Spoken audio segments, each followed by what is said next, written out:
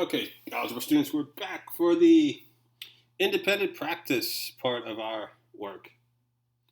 Now, to get on with the independent practice, we have to do a little bit more work, but not much, not much. I think this will take us quicker than the other one. Okay, first thing I do is I look at this and I say, well, it says the graph represents the function I equals 1/5 square root of p, which gives current I in amperes for a certain circuit with P watts of power. When will the current exceed 1.5 amperes? That's an electronics question. How does electronics play with math? So, and if anyone is going to work in electronics after high school, there's a lot of math involved. And you get functions something like that one up there. I equals 1/5 square root of P.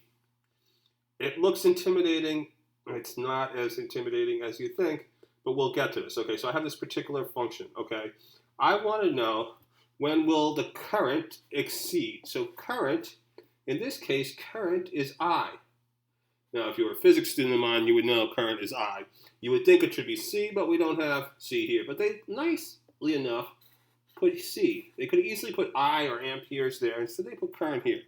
When will the current exceed 1.5? Well, when will this be greater than 1.5? So I go 0.5, 1, 1.5. So when will this function cross 1.5?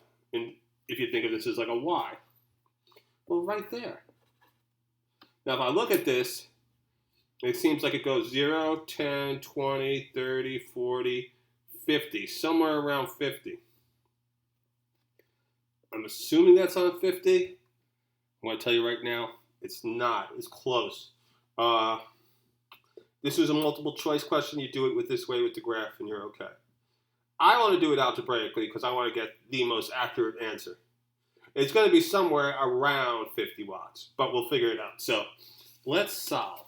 So this has two opposite operations or reverse operations here that we usually use, well, that we don't usually use in one tiny equation. There's not much going on here. There's a constant, there's a P and an I. And it's a couple of operations, that's it. But the two we don't use that often. Well, first of all, I already know. We said we want to find out when it's greater than 1.5. So when will it exceed? It will exceed it at 1.5 amperes.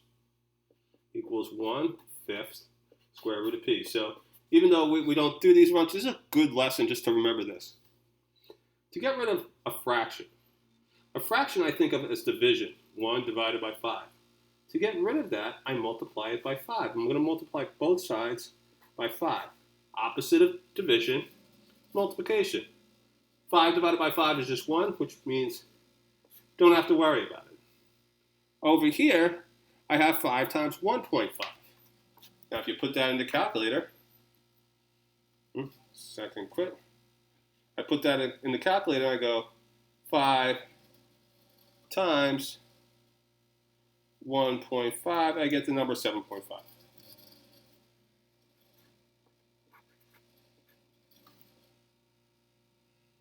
Now, over here, I now just have square root of P. Now, how do you get rid of a square root? Well, if you remember from all the work we did with all the other stuff, whenever we have a number that's squared, like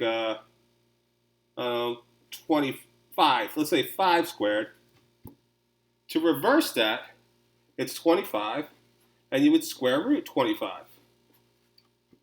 So square root is the opposite of squaring. So that means squaring is the opposite of square root. So to get rid of this, I'm going to take this whole number that's under here and square it. Now remember, the rules are if you do it to one side, you got to do it to the other. So this, if I have a square root, I want to get rid of it, I can square both sides. Then I get rid of this. This perfectly works out to P. Don't even have to put it in the calculator, think anything about it. That's the answer. This is the one we're going to have to put in the calculator. 7.5 squared. So back to a calculator. Remember, using decimals if you need it. 7.5 squared. 56.25 watts, which is the measure of power. So I want everyone to copy this because this introduces two interesting ideas we don't touch on enough in algebra. Inverse operations of division and inverse operations of square roots. You see it's not a super long problem. Definitely doable. We got an accurate answer here. Now this looks like, if I look at this graph closely, it looks like, to me, it's about 50. But that's not the true answer. So if it was a multiple choice, I would go with this because they'll probably give you answers like 40, 50, 70, 90, whatever. So you might do that. But if they wanted an exact number, let's say the numbers were like 50, 56, 60, where it's really close and you're not quite sure, I'd go with the algebraic method. Especially considering how it's not that long. It's just knowing this trick and this trick. You know those two tricks, and that solves pretty easily. Okay, ladies and gentlemen, have a great day. I'll talk to you tomorrow.